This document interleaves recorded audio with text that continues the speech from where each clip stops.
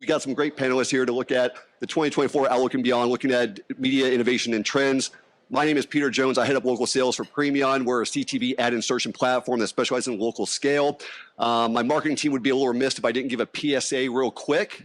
2024, is everyone aware there's, I think, apparently a political election this year? Is everyone aware of that? Unfortunately. So 60 to 70% of all political ad spend on CTV and on linear takes place from Labor Day to that first Tuesday in November. So just make sure CTV inventory will be scarce, so will linear. Just make sure you work with your media partners to find that supply path for additional inventory so we don't have to kind of go through that the whole thing again. It is going to be extremely disruptive. So that I'm done with my PSA. So let's get our introductions with our panelists. Good morning, everyone. Who's been to a movie in IMAX? Who's certain they've been to a movie in IMAX? That's way too many of you. My name's Rich Guest. I lead brand and digital marketing for IMAX, and I've done that for the past 2 years, which means my teams oversee our media, our brand marketing, our social media, our website, and our mobile apps. There are 2 bits of context that are helpful to know about IMAX as we get into this conversation. One is that we are an entertainment technology company. And in Toronto, Canada, we have an office of hundreds of engineers that build technology all day. So when we talk about innovation, I'll talk a lot about what they do. And the second is we are a B2B2C company, meaning that from a monetization standpoint, all our revenue comes from B2B partners, whether that's studios or movie exhibitors like AMC. And so we live in the middle of an ecosystem and try to find our way around the best way to add value. I love starting with an interactive question. That was a great idea. Who's been to an NBA game? Okay, got some fans in the house. Larisa Johnson, I've been at the NBA for almost 4 years now, really focused on growing our global fandom. A lot of people don't know this, but basketball is the #2 sport in the world after soccer. So it's more than just domestic. We have a ton of players internationally. So really thinking about how it expands beyond the US to every corner of the globe. And then also meeting our fans on every platform that they are on. That has been changing so much. You know, it used to just be linear broadcasts if you couldn't go to the games. But now we have the NBA app, we have League Pass. Our social presence is some of the top on many of those platforms. So really focusing across every kind of touch point that we could reach a fan. Right. All right. I'm going to keep the theme going. I'm Jennifer Warren, and I lead global brand marketing and creative for Indeed. How many people have either used Indeed? I know you don't right now because you love your jobs, but have used Indeed at one point in your life, either to hire or to look for a job? Yay, go Indeed. Thank you, even if you haven't, for raising your hand, because I would have felt silly otherwise. But we are, as you know, the world's largest hiring platform. We've evolved a lot as a company and a product over the last couple of years, really moving from just a place to search for a job to a place to actually engage with employers, to understand companies' ratings, reviews, salary transparencies, and things of that nature. So we've been on an evolution over the last couple of years to really drive deeper engagement beyond just search to actually getting hired. So that's the journey, and similar to these guys, we are, looking to reach everybody. So we are multi-channel and constantly looking at how we can go deeper from a relationship perspective. Perfect. And I think you all took away my first question by doing your intros. I'm kidding. So, all right. So your brands in 2024, Larisa, let's start with you. Maybe top priorities and, where do you see the focus on reaching your existing customers? Yeah, one of our big focuses this year was our new tentpole, the in-season tournament. It was a huge success, and it really helped us grow viewership in between 2 of our longtime tentpoles, start of season and then Christmas. So really helped bridging that gap and giving the NBA more of an always-on presence during Q4. So we saw a ton of success with that. We got to do a ton of exciting media innovations, which I'm sure we'll touch on. But yeah, I think, just continuing to bring these moments to the fans, continuing to engage with them throughout the season, continuing to bring them along on every touch point of the journey and give them all the kinds of content they could want. And Brand Innovators, was that one of those tentpoles, weren't they? Oh, yes. Yes. All right, Rich? We are living through a moment of recovery in the entertainment industry after the strikes, but we are in a very fortunate position on the heels of Oppenheimer and the release of Dune Part 2 last weekend. For those of you that didn't see Dune Part 2 in IMAX, about 24% of people in the US who saw Dune Part 2 saw it in IMAX. And we only have 0.5% of the screens in the United States. So that is a huge fortunate position to be in. We need to keep building on that. We need more people to experience movies in IMAX, whether that's with the upcoming Joker Part 2 movie that was filmed for IMAX by Todd Phillips, or other fare that Hollywood will be releasing over the course of the year, or in our documentary product that we make ourselves. And we have 2 big documentaries coming out this year that we're trying to promote and drive traffic for. Hold tight. We will touch on those when we talk about what you guys want to talk about as far as the future. Okay, Jennifer, priorities and different channels that you guys see success. Yeah, so similarly, I would say we've had, as you all are, I'm sure, aware, the world of work and jobs have been a little challenging over the last few years, starting with the pandemic. To, when people's expectations changed and they were really looking for something better out of their life, they had time to reflect, to then, a down or economy, to generative AI and the fear of your jobs being taken away and all of these things. And so one of the universal truths, though, that we found through global research was people are all looking for better work, but better work means different things to different people. And so we've been on a journey to become the cultural authority of better work, which is no small task, but we really look to be places where conversations are happening around better work. And we we are across all channels, pretty much everywhere, but really lean heavily right now into social media and content marketing, where we can put a point of view out there and thought leadership and really get people involved in this conversation. Okay, great. So kind of piggybacking off of that, we're obviously media innovation and trends. What are you all experimenting with in 2024? Where are you making additional investments? Where are you seeing success and maybe something that you're looking at trying? Rich? So referring back to that team of engineers we have in Canada, we were a launch partner with Apple on the Vision Pro device, and we have our first ever streaming product in that device, where we are showing our catalog of documentary features, or making them available for rent, and also showing trailers from our theatrical partners in that device. And that's been a big focus and something we're really excited about bringing to more and more people.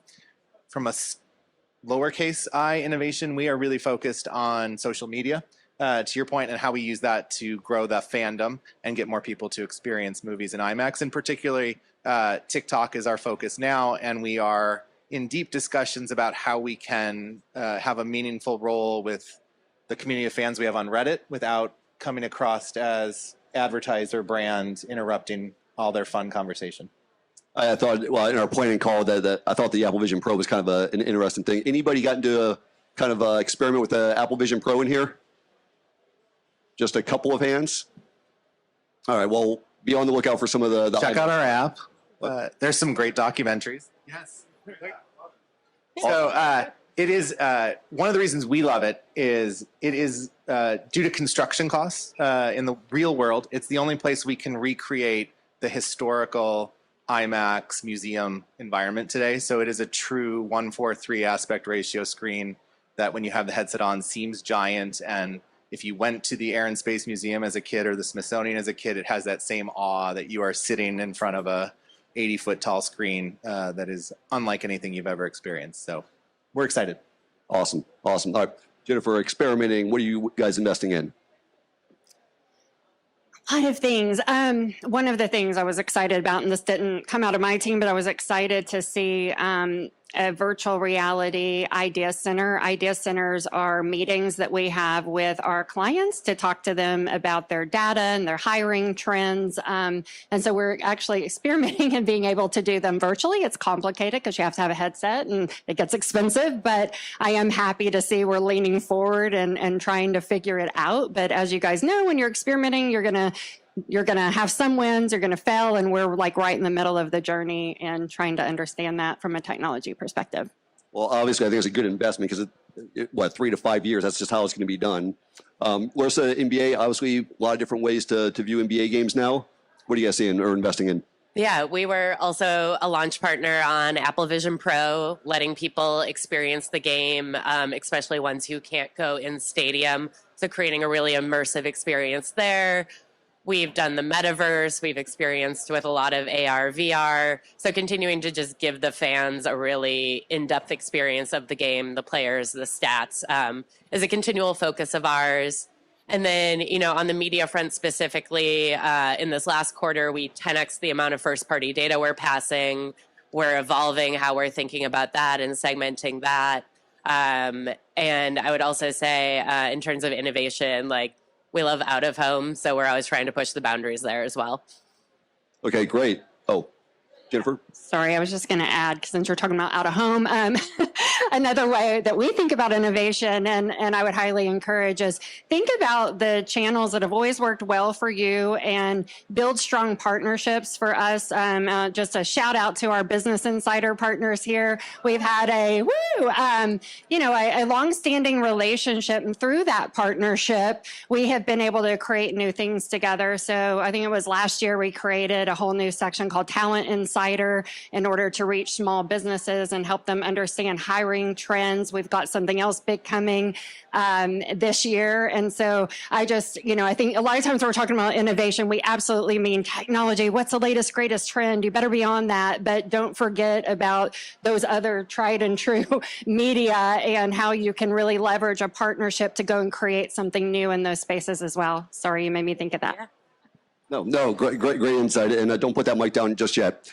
Okay, so you kind of hit a nice little transition there, Larisa. So first-party data, okay? What are you guys doing as far as your data strategies? What are you guys focused on? And, where do you see that investment going in 2024? Coming back to you, Jennifer. All right.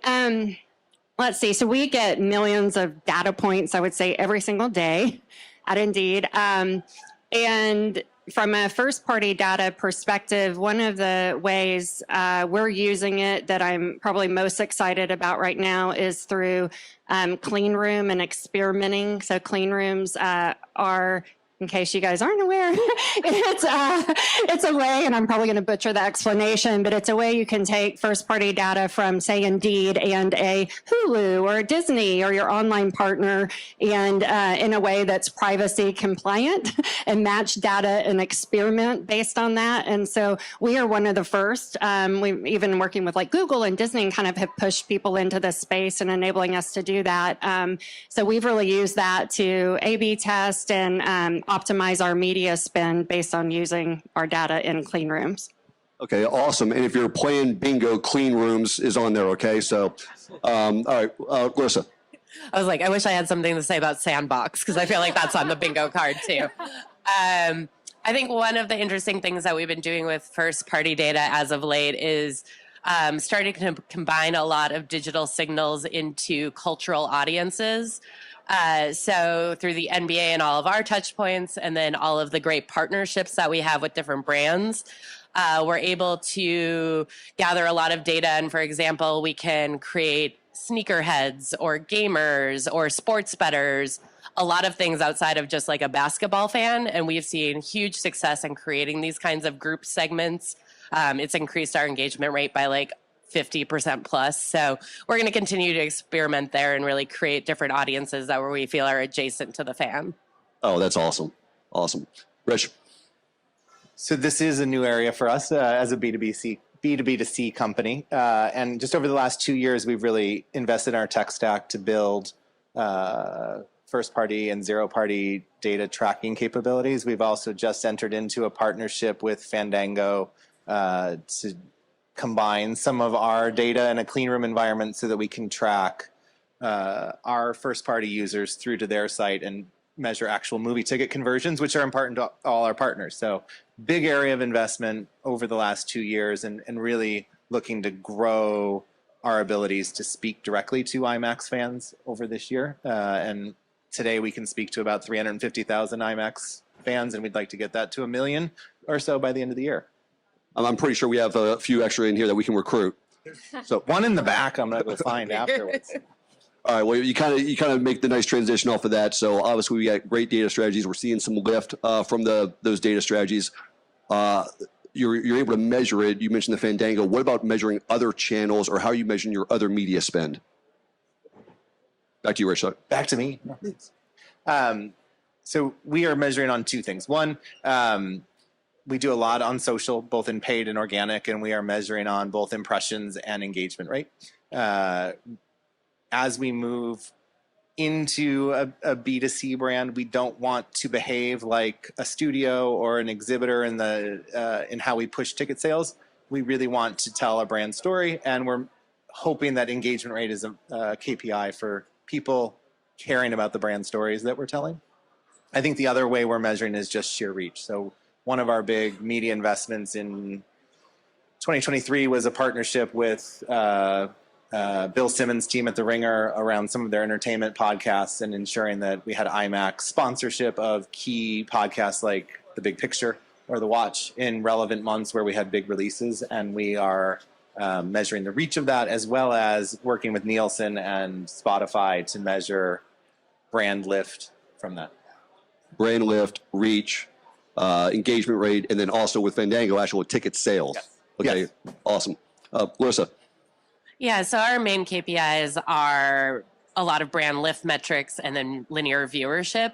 And I think everyone knows, those things come like 6 to 8 weeks after a campaign. So they're relatively useless until you start planning for the next year.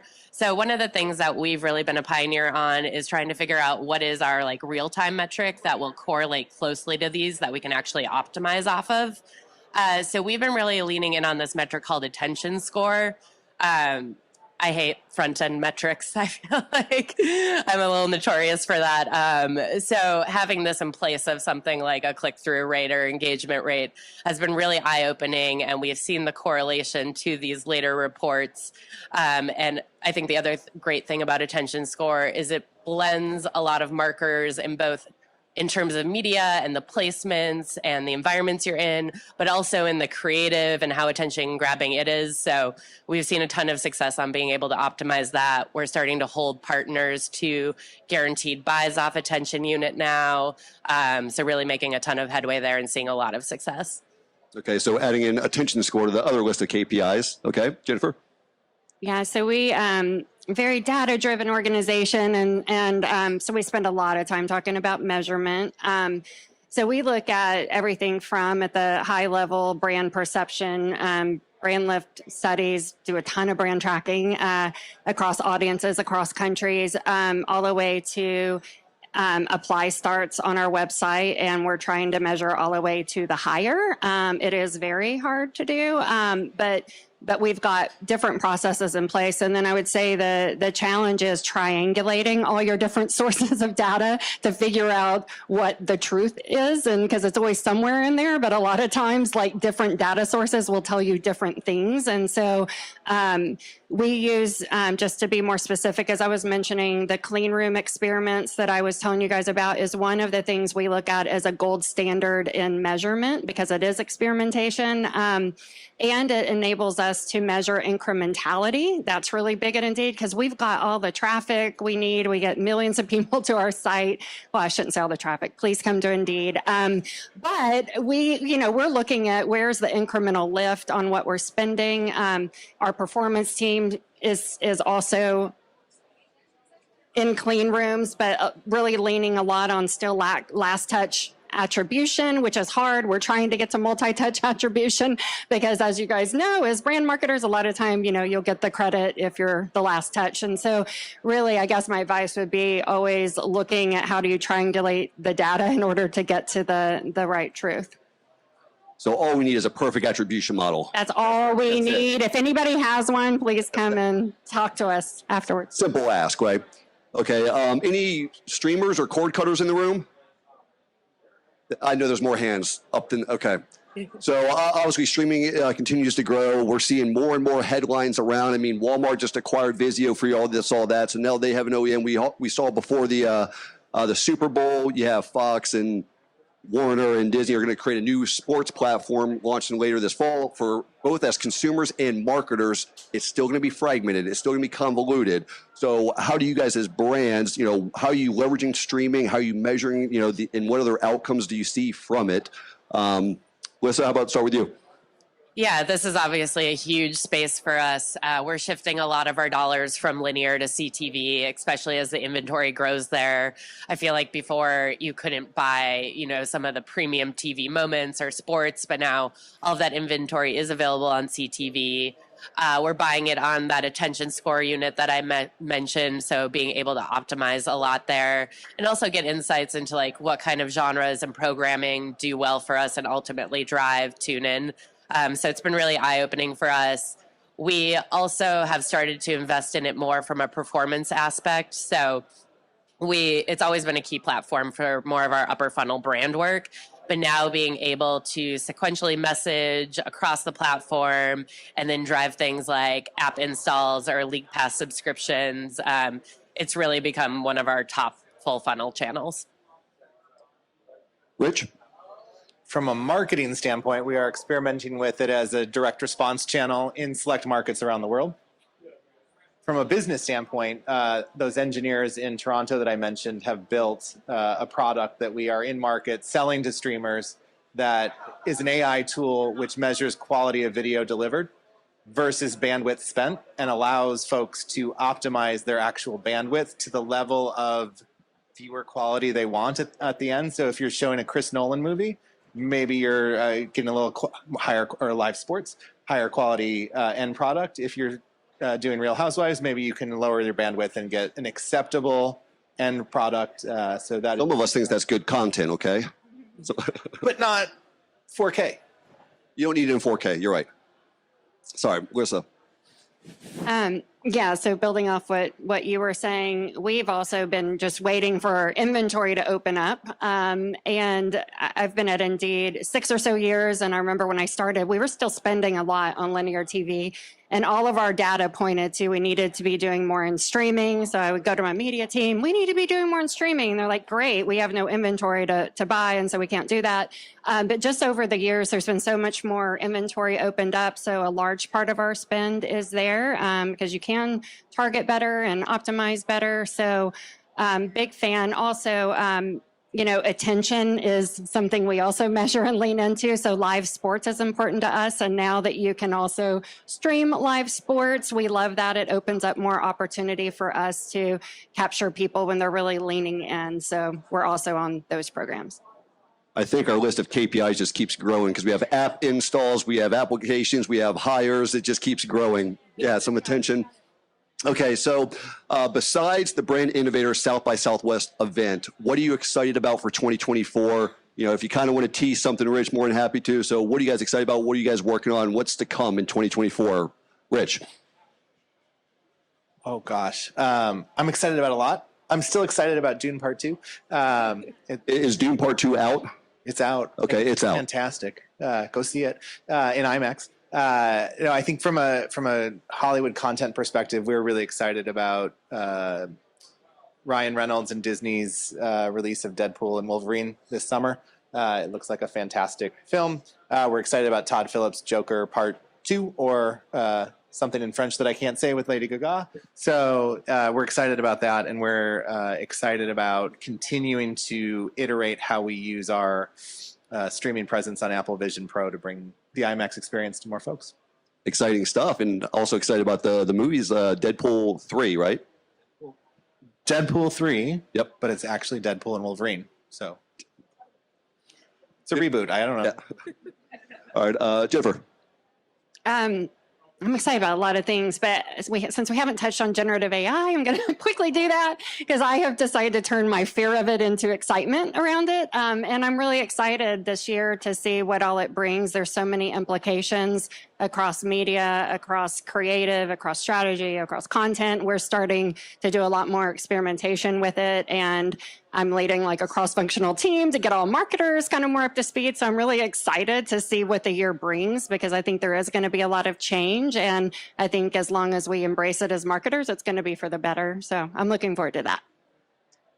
AI is another on the bingo card. Sorry, Larisa. Yeah. At the NBA, we're gearing up for postseason. Play-ins start in April. So big moment in time for us that lasts through early summer. As we think about postseason, what can we do that is innovative in the AI space and the out-of-home space? We're doing a lot of ideation right now and also what we can do in real time. A lot of people decide to watch a game day of or perhaps while the game is even happening. So what kind of trigger-based things can we do throughout the game window? So yeah, stay tuned. Exciting stuff. All right, we have a couple of minutes. I'll open up for some Q&A with the panelists. Any questions from the audience? Yes, sir. Thank you. Hello, Alex Calais from RTL, the largest media group in Europe. I have a question for you, Larisa. So, huge fan of the NBA. The in-season tournament is fantastic. I went to the All-Star game with Brain Innovator, fantastic also. The only thing is that it's not, as passionate as it should be. Are you going to have like USA against the rest of the world to make it a little bit more, interesting? Yeah. Yeah. So the question was, what are we working on? I think, content-wise to look at Team USA against the rest of the world, and how do we continue to bring in the international presence? During the All-Star. During All-Star specifically. It's a great question, and we're doing a lot of thought around that tent pole and how to continue to make it engaging. I think this year, the most successful part of that whole weekend was more the three-point contest. It was amazing. Yes. That was awesome. She's amazing. Plug for 100%. International Women's Day. It's a good question. All I can say is our content team is working on it, but we know that with so many international players playing on U.S. teams, there's a lot of opportunity there, is what I would say. All right, well, please give a round of applause to our panelists. Thank you. All right, thanks, everybody.